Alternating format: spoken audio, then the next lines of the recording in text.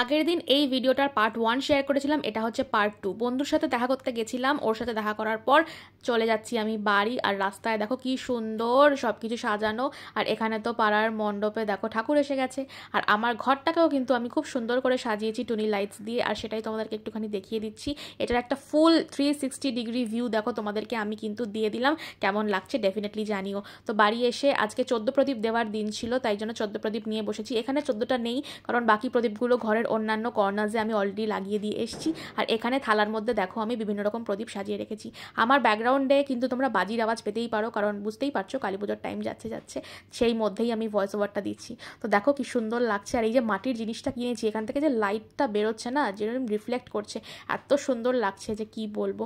আর এই হচ্ছে আমি, দেখো একটুখানি থালা নিয়ে পোজ দেবো না তা তো হতে পারে না, মানে এটা ছাড়া যেন দিওয়ালি একদমই ইনকমপ্লিট আমার জন্য। তো ডেফিনেটলি জানিও এই ব্লগটা কেমন লাগলো, আরও ভালো ভালো ব্লগ আসছে এবার।